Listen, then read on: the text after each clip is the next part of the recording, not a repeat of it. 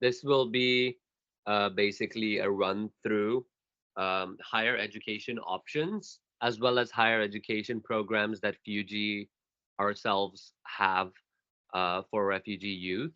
So you can uh, do what you will with this information, give it to your community members. If your kids are approaching the age for higher education, share this information with them and basically motivate them to pursue their education post secondary. So, without further ado, I'll get started. My name is Ahura, and I am a programs coordinator at Fuji. Um, I'm joined here with me by Daffer, who is the program manager for the Fugi Hi-Ed Scholarship. So, who are we? Fuji, for the past 14 years, um, has been on the forefront of advocating for refugee education with the founding of Fuji School in 2008 and the founding of Fugi Hi-Ed in 2020, which uh, runs respective programs for school-going kids and kids that have completed schooling.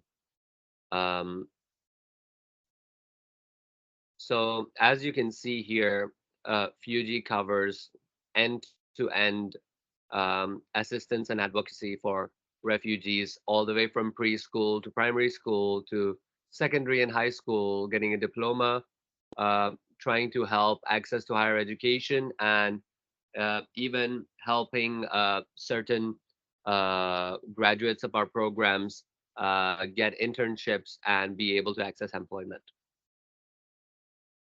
Now, a lot of um, refugees, when they are in high school, they go through this current pathway that you can see right now on your screen, where they either complete a high school diploma, either go for their GED, and more often than not, uh, through most of the learning centers, they do their IGCSE exams, which is the Cambridge Board exam. Now, upon completion of IGCSE, uh, you're faced with two options. One would be to continue with another uh, Cambridge board examination, which is the Cambridge A levels, or to go with a foundation in a specific area of study. Um, and upon completion of either of those two, they are then they then enter higher education. Now, what is the difference between these two? Um, the foundation is significantly shorter, uh, focuses on one area of study, is based on both coursework as well as exams, and can be done either online or at local universities, and ranges between 8 to 18,000 ringgit.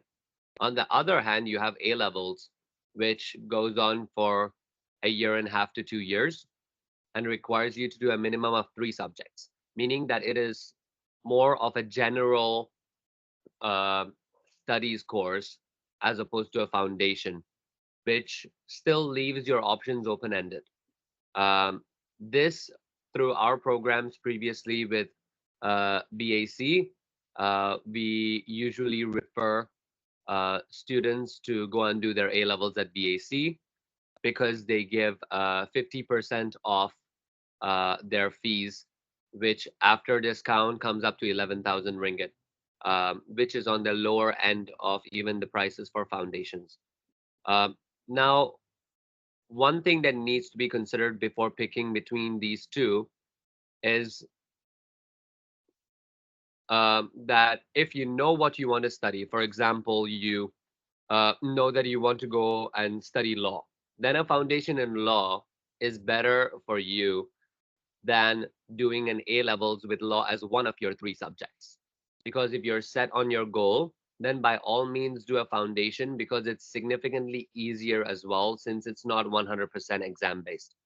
But if you're unsure as to what field you want to go to, you might want to take more general subjects in that field. For example, if you want to do something science related, you might want to do or you want to do computer science, you end up doing a couple of science subjects and math. And if you have good subjects, good scores in those subjects, you can still explore other um, areas related to science or math, rather than just close your options to just computer science if you're unsure. Now that you know that those are your options, upon completion of either of these, you're now ready to go into higher education, right? Now, what are your options when it comes to higher education?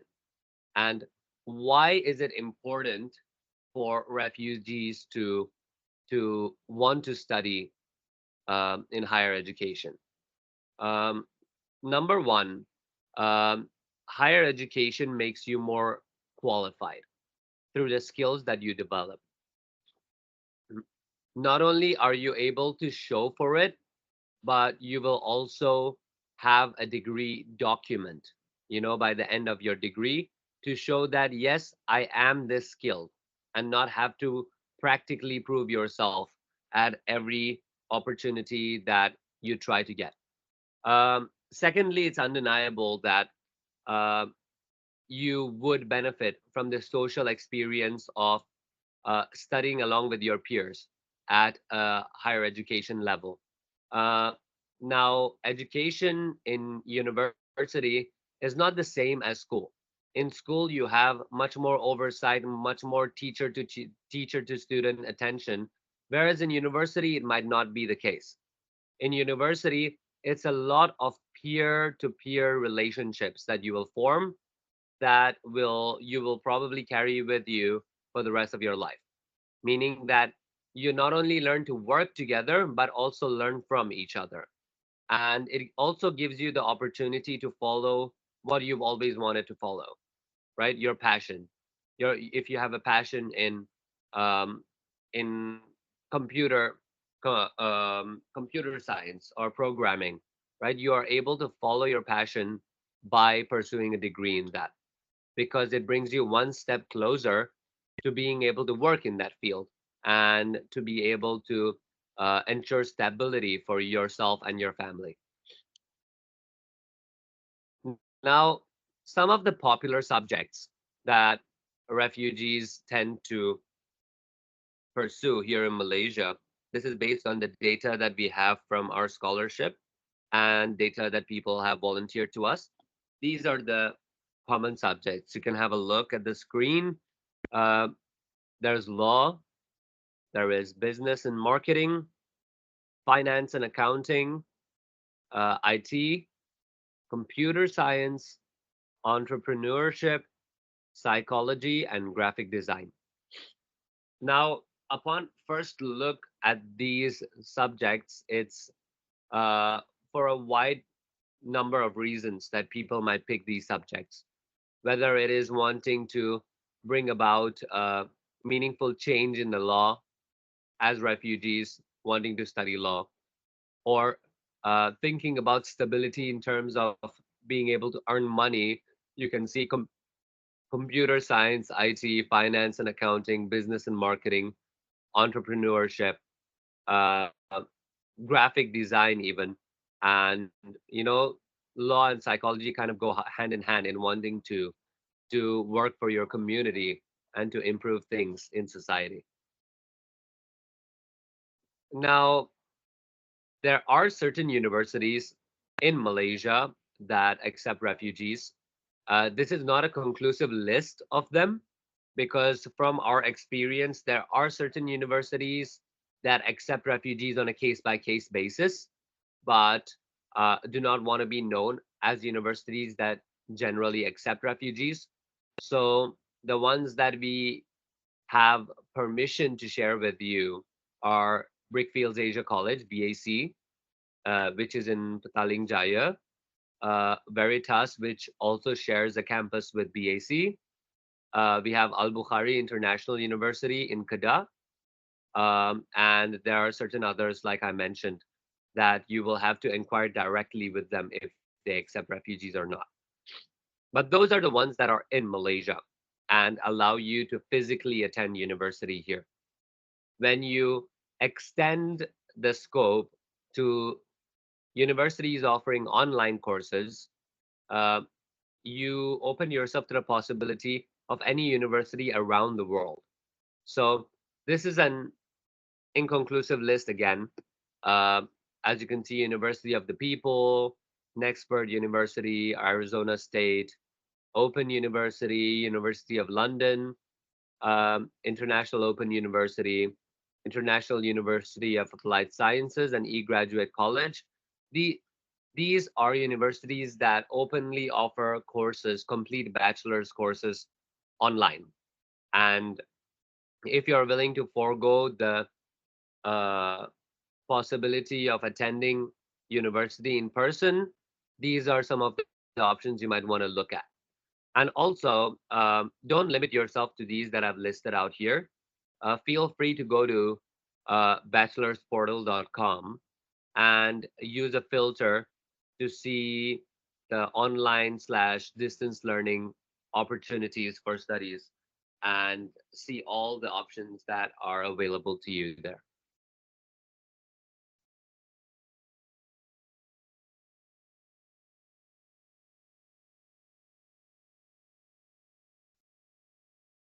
Okay, I think I mentioned this very quickly just now.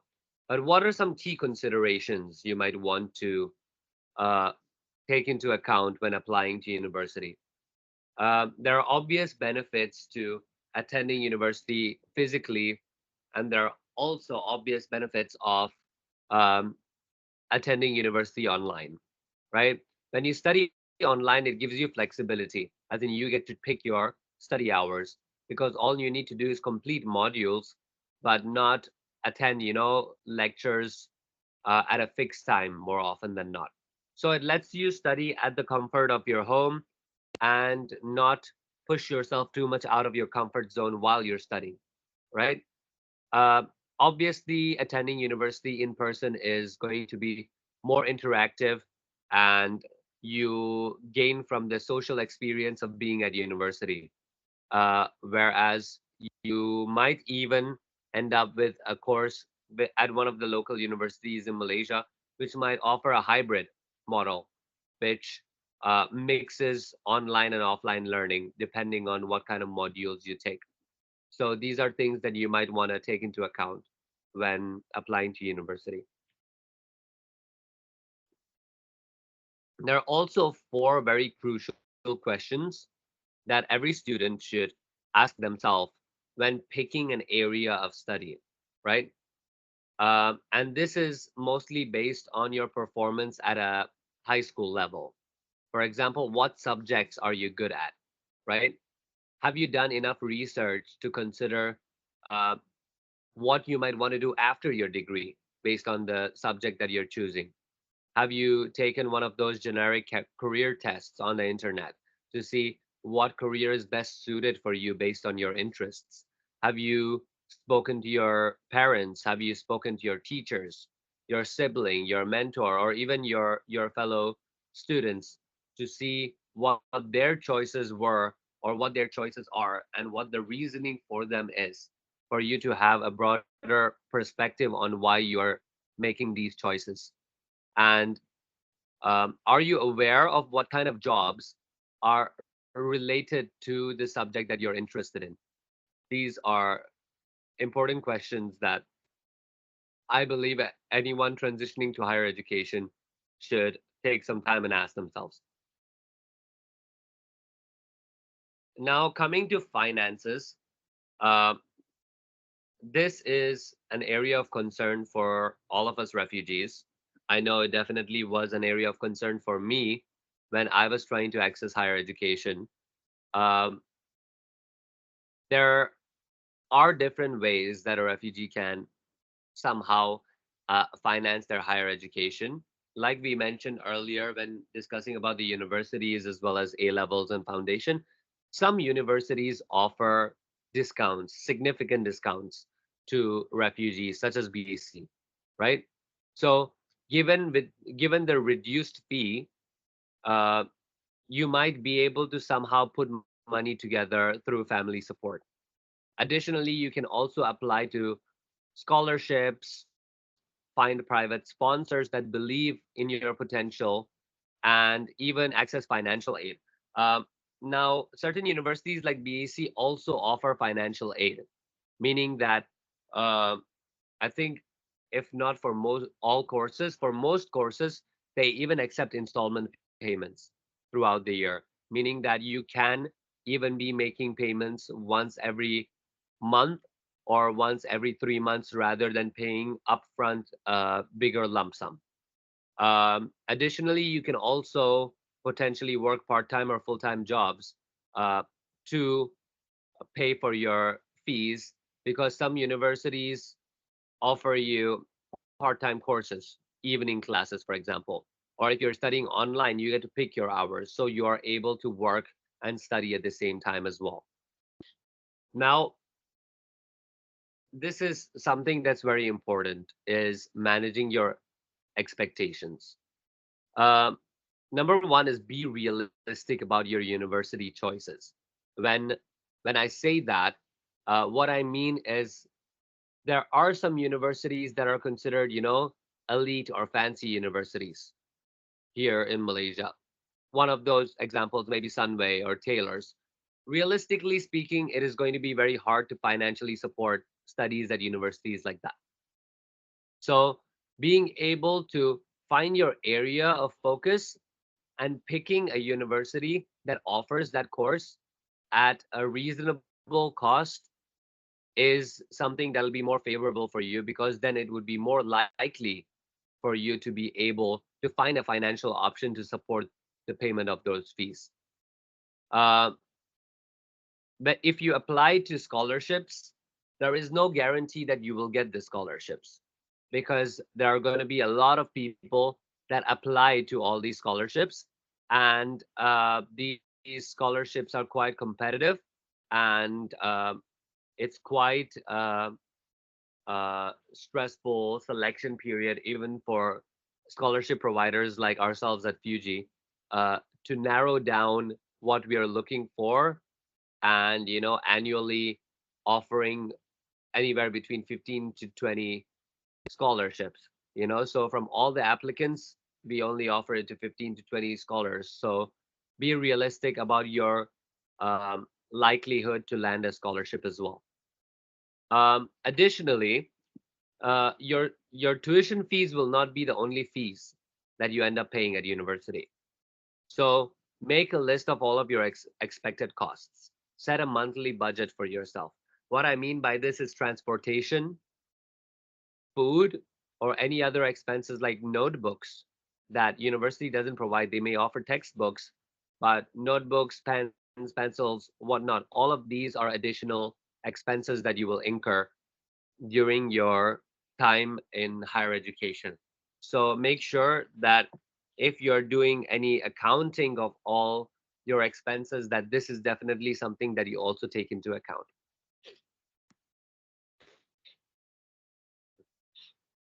Now, with regards to admission and application to universities, uh, there are a few questions that again you need to ask yourself and then ask each of these universities when you approach them. This is particularly for the first question is particularly for the universities that might accept on a case by case basis. Is do they accept refugees or international students? Some universities might flat out tell you no, whereas some universities might have a longer conversation with you and might take some convincing for them to see why they should take you in, right? Um, and then the questions that apply to most universities is uh, what is the education quality, right? What are the benefits that I will get by choosing to do my degree here? And different universities might have different application processes. So you might also want to ask them how you could apply. What are the list of documents do you need? Do you have all of those documents? Some universities might require you to have your IELTS, which is an English proficiency test to prove that you are fluent in English enough to study a degree in English. And some of them might even require motivation letters, um, or a CV or a resume, right? You need to familiarize yourself with what these are, what a motivation letter is, what a resume is, and how you can write one for yourself if it is necessary for your university application. Um, and how do you contact the university? Some universities have open days where you can go to the university itself and inquire there. Some of them might want you to email them, contact them, set an appointment, um, whereas some of them you can just call the office of the registrar and get any information you might want from them directly.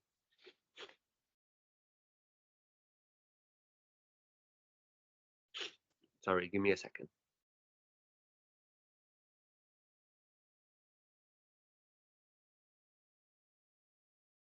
Now, here at Fugi, we run a couple of programs uh, that are uh, focused on post secondary students, meaning those that have finished their secondary education and are wanting to get involved and wanting to pursue their higher education, right?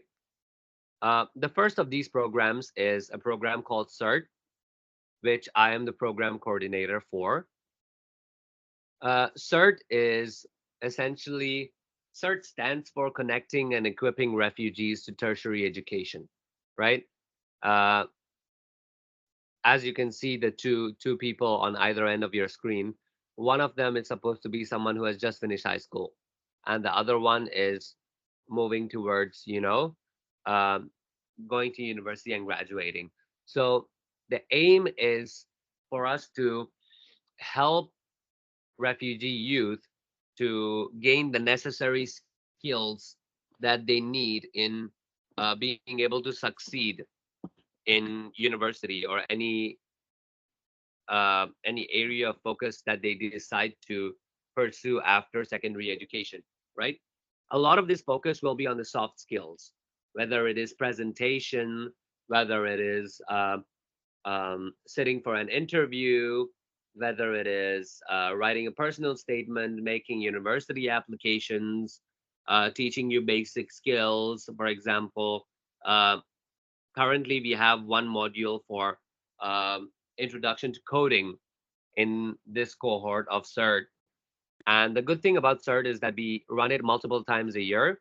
So we try to increase the number of people that can benefit from it on an annual basis. Over the course of CERT, uh, students also gain access to mentorship, meaning that they not only get to build on their soft skills, but also are able to receive knowledge on a personal level from a mentor during the course of attending CERT. And uh, that gets them more familiar with how universities work or any questions that they might have that might not necessarily be related to the course that the mentor will provide to them on a one-on-one relationship over the course of them being a part of CERT. So these are a few things that will be developed over the course of attending CERT. You will learn how to write a CV or a resume and a personal statement. You will learn how to research and create a group presentation.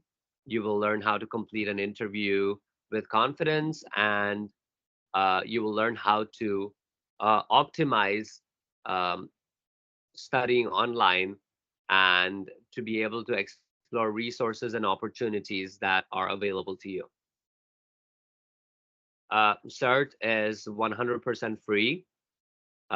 We provide you with a certificate upon completion of the course, and it takes place over the weekends and is online. So for most of you that might be busy over the course of the week, it would be ideal to uh, benefit from CERT if you're able to make time over the weekend uh, to help the transition to your higher education journey. Now, who is CERT for, right?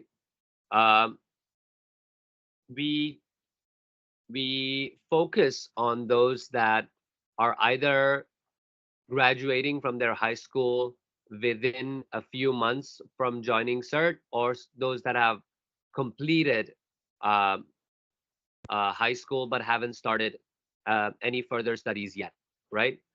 And what is really important is that the applicants to CERT should want to continue their education, right? It can't be just someone that has finished high school and has no intention on continuing studies past that point. And it is absolutely crucial that the students who apply to CERT have a strong working knowledge of English, because some of the session leaders, some of the workshop leaders at CERT are based, say, in America or Canada or the UK. And if they are going to be instructing the group, you should be able to follow what they're instructing you. Now, we we intend on having 3 cohorts of CERT this year, and are hoping to be able to do hopefully 4 starting next year.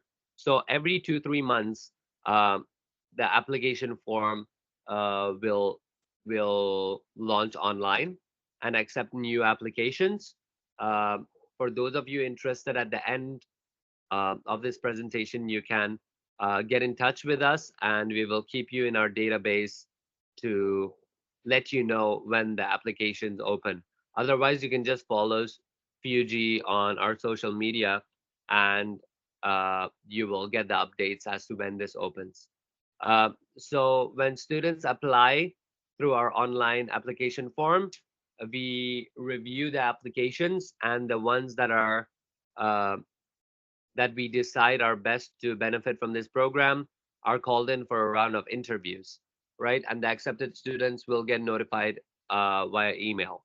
Um, we are trying to make CERT as accessible to as many people as possible, but we also want to keep each cohort as small as possible so that they're able to get more direct attention from both the mentors as well as from the workshop leaders, which is why we want to run it multiple times a year rather than one time a year with a bigger group of students.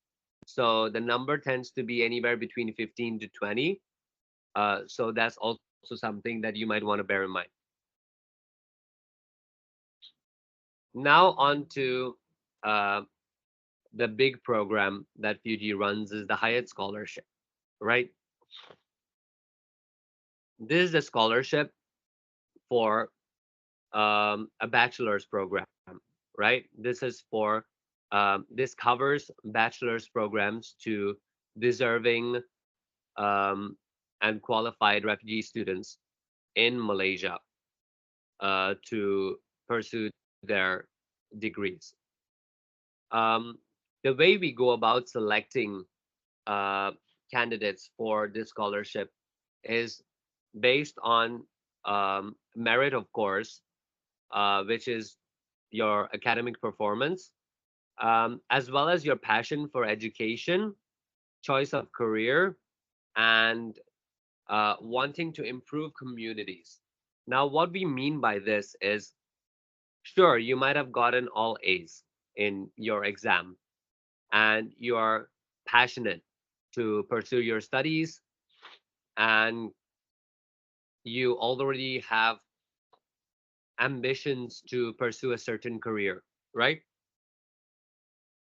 But we also need you to think about how you pursuing this line of studies and work is going to give you opportunities to change things around you, whether it is improving your refugee community, or whether it is um, ending up working for movements or companies that can bring about change in the overall refugee community here in Malaysia or elsewhere in the world.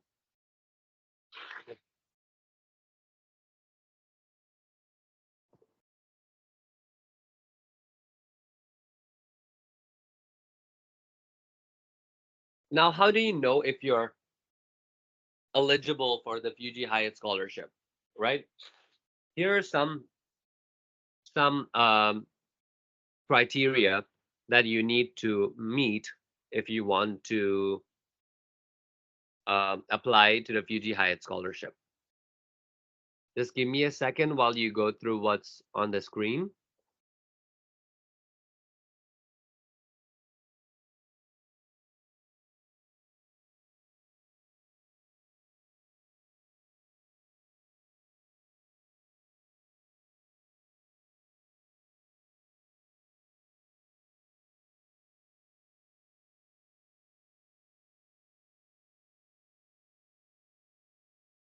Yep. Okay. Uh, Number one, you need to have um, refugee status. Um, by that, I don't mean you need to have your refugee UNHCR cards yet. As long as you have your UC letter or your UNHCR ID card, meaning that if you have any form of ID with your picture on it given to you by the UNHCR, you can apply uh, to this scholarship. Recently, we also extended this to stateless people here in Malaysia too. So you might want to inquire with our scholarship manager, Daffer, uh, following this presentation to see if you also fall within the scope that can apply based on your status. Um, Now, one really important piece of information is applying to the Fuji Hyatt scholarship is not like applying to a university, right? We don't make your application to the university for you, meaning that you need to apply to a university yourself first. And if you are given an offer letter by the university that you applied to, then you can apply to the Fuji Hyatt scholarship. What we mean is that uh, the whole process of you getting admission to a university is your responsibility. What the Fuji Hyatt scholarship does is covers the tuition expenses once you have already been accepted into university. And your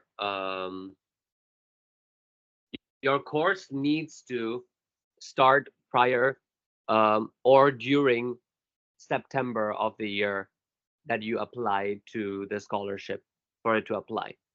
Uh, Now, this is the obvious part of the scholarship is that you need to have good results academically to apply to the scholarship. If you have poor results, you are less likely to be able to qualify for the Fuji Hyatt scholarship. You also need to demonstrate that you are in financial need, right? What we mean by that is not that you don't have financial need. A vast majority, if not all, refugees in Malaysia do have financial constraints. What we mean by this is some students might already have some form of financial support for their education, meaning alternate scholarships or sponsorships that they're being helped with. And if you are under that form of support, you're less likely to be given priority over somebody that does not have that form of support. Um, the last two are very important deal breakers. Um, if you have already been referred to for resettlement by the UNHCR or are likely to be resettled soon, um, for example, if you have already been interviewed or if you've already gone through your medical tests at IOM, uh, then we are less likely to not less likely, we will not be proceeding with giving you the scholarship, because that would mean that we are paying for the fees, but you will not be around to complete that course. In the past, uh, we have had scholars that were resettled maybe during the second or third year of their studies. But if you are in a university which allows you to complete the rest of your degree online, then we will continue to support you.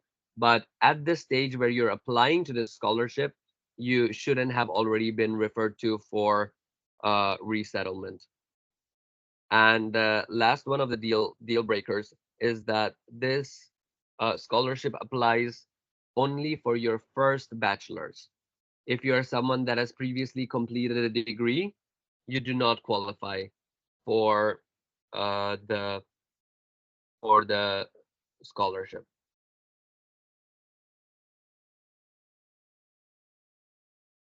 Another thing to clarify with you all is that this scholarship extends only to bachelor's programs. Hopefully, in the future, we are able to provide scholarships for master's and PhD level, but unfortunately, right now, it is only for bachelor's programs. What that means is that there is also no scholarships at A level because it is still considered um, post-secondary and not necessarily higher education. Um, Now, certain foundations and diplomas uh, may be considered a part of this scholarship. For example, if you apply to do a degree in computer science, you might have to do a foundation year or a diploma year of computer science, which basically becomes the first year of your 4 year degree rather than a separate year to a 3 year degree. So, in those situations, if the university says that it continues on to a degree and you're able to get that in writing for us, that then you can include your foundation or diploma studies to be included in this scholarship as well. Now, what are some benefits of the Fugi Hyatt scholarship? This is the obvious financial benefit is that it covers the full tuition fees for your bachelor or undergraduate studies at a university in Malaysia or at a program online for up to 4 years of studies. So that's the extent of it is up to 4 years. And the scholarship amount is not paid to the student, but rather dealt with directly with the university. Um, We also have non-financial benefits, obviously, through our development programs. One of them is mentorship. We have a partner organization that covers the mentorship aspect where they assign mentors to our scholars to provide them with any form of guidance that they might need. And that extends to professional and career development advice as well, to guide our scholars in the right direction when thinking about their ambitions and how they wish to proceed in their life and how to guarantee them a pathway to success. We also have mental health programs through another partner organization to help uh, with mental health services and make it available to our Hyatt scholars. These will be 100% free, and these also include, a career assessment and career counseling in addition to the basic mental health services that they might want to access. And all of this is done anonymously to protect the interests of those wanting to access these services. Now, one of the few commitments that um, our scholars are required to do is to volunteer, right? So during the course of the scholarship, the each scholar will agree to complete at least 25 hours of community work. or volunteer work uh, per year. Now, this could be in any form, whether it is working with their respective refugee communities or other refugee communities, whether it is volunteering at learning centers or NGOs. And this can include Fugi itself, um, and helping continuing our projects itself, um, so that they learn to contribute back um, to their communities, to those that might not have the benefits of accessing the resources as they have through the scholarship. Currently, we have 34 scholars um, over three cohorts. Um, we are looking forward to increasing that number in a few months' time when our fourth cohort of scholars will be onboarded. The application process for the scholarship um, is pretty straightforward. Sometime along the month of June, we will be launching an eligibility check, which would be an online question and answer that you answer and see if you're eligible for the scholarship. If you are eligible through that course, we will be notified and we will send out an email to you inviting you to submit an application, right, for the course. Now, what are some things that you need to uh, prepare um, or anticipate when applying to the scholarship is that you will need to prepare documents, right, for your application, whether it is your high school documents, whether it is your UNHCR documents. Please have your documents organized and everything before you decide to apply. Um, the interview stage will be something else that you might need to prepare for in order for us to get to know you and to understand your ambitions a little better uh, on a to face basis. And then we will carefully look through both the application as well as the presentation in the interview and judge you based on that. Another component of the application process for us is a motivation assessment. What we mean by that is we will expect you to write a few uh, essays to tell us a little bit more about yourself and your ambitions, right?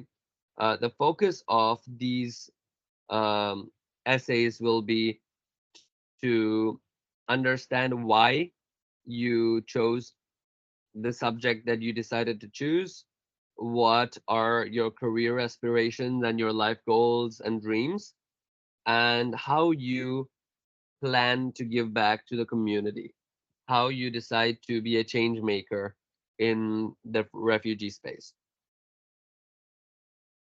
Now, what do we look for, right? Through all of these components that we expect during the application process is we look for those that have a goal in mind, not somebody that is just studying for the sake of studying and thinking about the goal after that. We want to know what you want to study and why you want to study it. Second, we want somebody that is organized, not only in the way they answer questions, but in the way they present their documents and how they present themselves, right? And we need someone who is a capable communicator, right? That means that you are able to communicate well. This refers to answering our questions and being able to communicate with us when we deal with deadlines, and also in general, being able to present yourself well during the interview. And lastly, uh, that you are involved in volunteering and helping out. And this is uh, to judge you by the nature of who you are, right?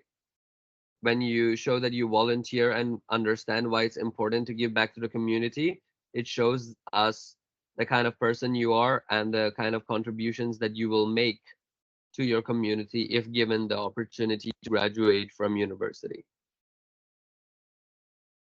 Now, I think there's a little bit of a problem here. Um, the eligibility check launches June, not July, and the application for the scholarship should start end of June, beginning of July of 2024. So you can keep your eyes out on any of our social media or get in touch with our scholarship manager, Daffer, and we will get back to you on the details. So let's quickly recap your higher education journey, right? Uh, CERT is available to you right after you come out of high school, whether it's IGCSE or GED or a high school diploma. CERT can also be available to you after you finish your post-secondary studies, which is A levels or foundation. And then the Hyatt scholarship is available to you once you have already applied to university, not before, but after. So for those of you that have finished IGCSE or GED or a high school diploma, you can access CERT and learn how to transition into university. For those of you that are either doing your foundation, A levels, or even pursuing an e-graduate college program, you can access CERT at any point as well. And with the help of the resources that CERT gives you, you will find that getting admission to university is a lot easier than before.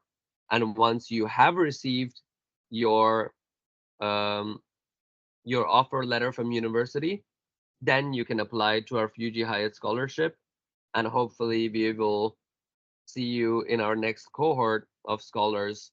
Um, and it'll be a joy to watch all of you go through your higher education journey. So Um, your contact person would be Daffer, who is the scholarship manager, and here is his email address. So you can take a note of that.